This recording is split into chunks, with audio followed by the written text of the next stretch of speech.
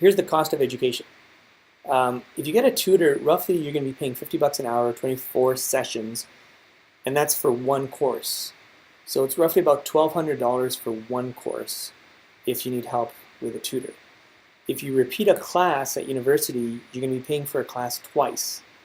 And the last time I checked, and I just used just a typical university such as the University of Calgary, it's $730 per course, and you got to add that twice, so you're looking about $1,400. If you're an international student, it goes up like substantially. I think, Judy, I think you said you're an international student. I'm not too sure, but you're probably paying maybe 3 times as much, are you not, Judy? So maybe you're paying close to 3,000 per course or something. I'm not too sure. Just let me know. And then you have accommodation expenses. Oh, even more than 3,000, of course. Wow. So it gets very, very expensive. And then if you actually have to repeat a semester, and if you're not an international student, repeating a semester is over $2,700. And then, yeah, and unfortunately the cost is increasing, so Judy, you're right. So I realized, I'm like, this is really, the students are really going through a tough time here, because not only do they have a lot of pressures on them, and as a result of all these pressures, a lot of students are experiencing a lot of mental health issues as well, such as anxiety, such as depression, such as extreme loss of motivation. And then what happens is their mental health takes a real beating. But then that's one problem. The other problem is they have to pay more for it. So that's why I was like, you know what, I think I can help. And so I created this business. And what I wanted to do was I wanted to offer something at a much lower cost. And I wanted it to be a permanent solution. So what I wanted to do was create a program where I could help you change your mindset so you could actually be a much more effective learner, a much better thinker, and a much more productive individual. And as a result of learning all these things, your performance in your classes will naturally go up. Because if you learn how to become a better, let's say if you can increase your classroom retention much better, that means you have less studying. And if you have less studying, that means you have less stress. If you have less stress, that means you perform much better, and that means you have more free time. So I figured this out. I actually was able to figure out how to do better with less stress, less time, and less effort. And so what ended up happening was, like I said, I've been teaching this course at the university, at a couple universities for the last, I'd say almost 5 years now, and the results have been extremely good. And then I've been teaching this at the University of Calgary, and we've had over 93% success rate.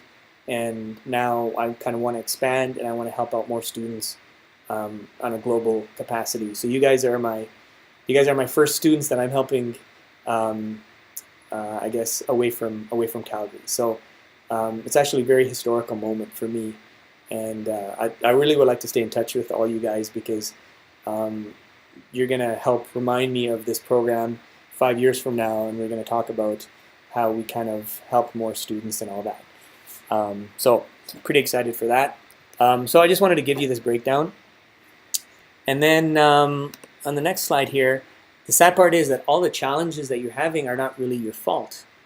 And the reason why it's not your fault is because most of you were never taught how to learn effectively. And pretty much what you were taught was that you just have to work harder. And you're noticing right now that it's not really helping, is it? In fact, it's probably making things a bit worse, because your stress level goes up substantially. You feel overwhelmed. And with these type of emotions that are happening, your motivation just goes down. So working harder really doesn't cut it anymore. And another problem is that you may not be aware of your optimal learning patterns. And if you don't know the best way for you to learn, then you could be working really hard in an area which isn't going to give you the greatest results. But if you are able to know how you learn more effectively, you can get a much better result with less time and effort. And on top of this, you guys are bombarded with a lot of distractions. And so I remember when I was in school, email was just being kind of invented. But now you guys not only have email, you have Facebook, you have text messaging, you have Twitter. So you're always bombarded with all these distractions and mixed messages. And as a result of that, it makes it very hard for you to stay focused. And again, it's not your fault. It's just the culture that you're now in. So if you're consistently distracted and you're consistently bombarded with information, it's very hard for you to stay focused and pay attention in school. And so 3 hours can go by, but you probably maybe will get half an hour's worth of work done with all the descriptions. So right now, it's funny, I just got a text message. So I just turned it off. So we need to understand that really it's not your fault. And also, we're kind of, I'm trying to put this off, but it's not going off. It's also interesting because as students, we're kind of taught to strive for things that we don't really want and things that aren't really interesting to us. So if you're not interested in something and you're not emotionally wanting something, it's very hard for you to stay committed to it, because if it's not making you feel great, it's very hard to stay persistent. It's kind of like, you look at all these professional athletes. If they didn't really love their sport, for example, a hockey player, if the hockey player really didn't love his sport, why would he want to travel all that time and be away from his family? Why would he want to get beaten up on the ice? Why would he want to get slashed and cross-checked? Why would he want to be yelled at by the fans? The only reason he puts up with all that stuff is because he loves what he does. And so unless you do what you love, it's very hard to stay committed and stay on track with that. Another thing is that a lot of us have been conditioned to believe things about ourselves which are not true. So what I mean by that is that if you fail an exam or you don't do well on a midterm, there's a good chance you may think you're not very intelligent. And you have proof because you didn't do well on your midterm. But the problem is that it really doesn't have that much to do with your intelligence. It has to do a lot more with your strategies and the things that you're actually doing. But unfortunately, what happens is if we don't get a result, we assume that there's something wrong with us. And so that's faulty thinking. So we have to kind of change that. Then on top of that, a lot of students don't have good role models, mentors, coaches to help them perform at a higher level. And again, the reason being is because everybody's really, really busy and they don't have the time to be able to kind of mentor people.